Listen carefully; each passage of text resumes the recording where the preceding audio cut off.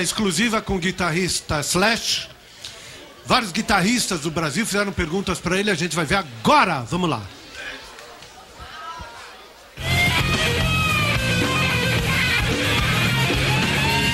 Alô, alô, Serginho. Prazer sempre participar do Altas Horas. Ainda mais para falar de um mestre da guitarra como o Slash. Toca pra caramba, conhece muito seu instrumento. Um guitarrista que influenciou e influencia um monte de outros guitarristas. Quando eu comecei a tocar, eu fui fazer baile. E surgiu o Guns N' Roses na época, que foi um grande sucesso no mundo todo. Quando eu tinha 7 anos de idade, eu comecei a tocar guitarra e, por incrível que pareça, foi uma música do Guns N' Roses. Já tocamos juntos, não assim fazendo uma jam juntos, mas teve uma oportunidade na Holanda em 97 que eu fui convidado para fazer um show em prol do guitarrista Jason Becker. Para mim foi uma honra gigantesca, não só tocar com o Slash, mas como o Zakk Wylde também.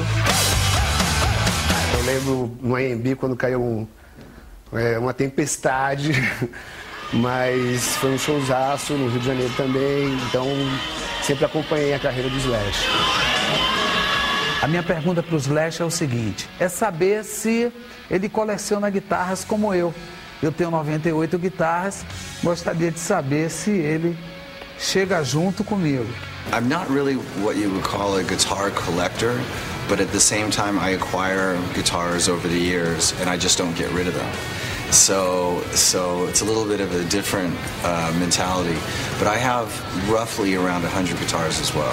Qual foi a sua primeira música? Aquela que você aprendeu a tocar? A primeira música que você aprendeu a tocar na guitarra e por que você quis seguir na música? I think the first song, like song arrangement from beginning to end that I learned how to play was a Led Zeppelin song called Tangerine from the Led Zeppelin 3 album. And what made me want to pick up guitar, that's a good question, because I had been around music all my life growing up, but I didn't have any aspiration, didn't aspire to play an instrument until I met Steve Adler from Guns N' Roses, and he had an electric guitar at his house, and I was about 14, 15 years old.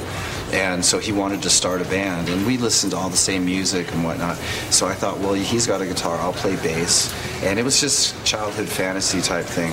But I went to go take lessons to learn how to play bass, and the teacher there had a guitar, and he was playing Sunshine of Your Love, Cream Song, and playing the leads from that. And I was like, that's what I want to do. And I picked up guitar, and I've been playing it ever since. Gostaria de saber qual que é a influência do Jimmy Page na sua música, no seu visual. E se você já teve a oportunidade de tocar junto com ele, né? Se ele realmente é o seu grande ídolo e se você teve essa oportunidade de fazer um som junto com ele. Let's see, Jimmy Page was definitely one of my biggest influences when I first, well, it still is, I mean, one of my all-time favorite guitar players. And I don't know how much of an influence he had on my looks necessarily, but at the same time, I always thought Jimmy looked cool, so it had to have rubbed off a little bit, you know. And I definitely think that when I first started playing lead guitar, he was one of the first guys that I really sort of turned to get sort of styles from and so on and so forth. So yeah, Jimmy Page was definitely a big influence on me growing up, and still a lot of the old stuff that he did still has an influence on me today. Como é que está sendo a carreira solo dele? Porque ele está vindo de vários projetos do Guns N' Roses, que foi uma das maiores bandas do mundo, e agora está com a carreira solo. It's been, being in Guns N' Roses is obviously something that I'm very proud of. That's where I come from, and I managed to establish myself as, a rock guitar player in that band, and I've managed to move on and still be able to have aspirations as a guitar player. And I look back at that and see if I'm actually moving forward as the years go by since then. So, it's a good barometer. It's great having my own project. It's the first time that I've, in all these years, in 30 years, that I haven't been part of a group. So it sort of gives me an idea of what I'm capable of, and sort of also where I can go, and also gives me a lot of freedom to do whatever it is that I want to do. So I like it. Slash, você já gravou com vários ídolos da música pop e rock mundial, né? Michael Jackson, Alice Cooper. Qual é a sensação dessa vez, nesse disco teu, de você poder chamar os vocalistas? One of the reasons why I did a record where I invited all these different artists to come perform on my record was because I performed on so many other artists' records over the years. I finally got to a point where it was like I would like to do a record and have people guest on my album. So it was nice to have built up enough of a reputation and enough of goodwill to be able to call people and get them to come play on my record, you know. So it was a great experience and very humbling.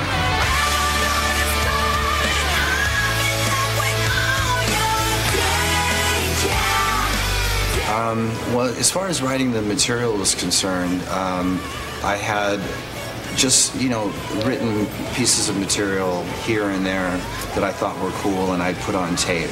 And after the last Velvet Revolver tour was over in 2008, I guess it was, I started compiling all this music. And I thought, you know, it'd be cool to do a record where I could get different people to sing this stuff. So I would just listen to what it was that I wrote and then think who would sound good singing it.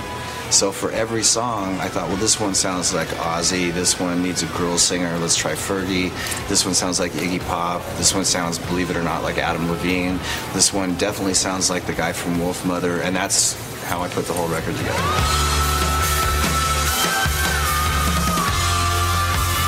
Eu queria saber como é que ele sente esse encontro do pop com o rock. All right, well, the thing about pop music as it relates to rock music is that pop music is song-oriented to a point where it's very commercial. But I actually like certain songs in pop music, and certain pop bands have a very credible style and are super talented and not totally conforming to the industry. And those particular artists are icons for the most part, you know, and I like performing with them because I can take a little bit of what is sort of my sort of rock and roll attitude and apply it in a genre that people don't normally hear rock and roll guitar. And they work well together, you know.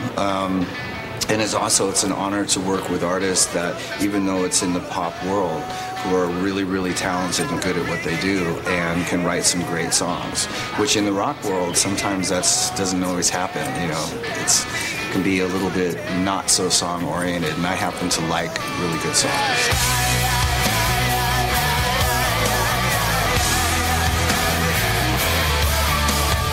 The We're All Gonna Die tour started in March of last year, and the reason we called it We're All Gonna Die is because that's the name of one of the songs on the record. And what We're All Gonna Die really means is, you know, we're all gonna die someday, so it's like the lyrics in the song, so just be cool, have a good time, life's short. And so that's sort of the spirit of the whole tour, is just to go out and have the best time possible and stop worrying about bullshit and so on and so forth. I got to leave this angel city. I can't do it by myself. Muito bem. Obrigado.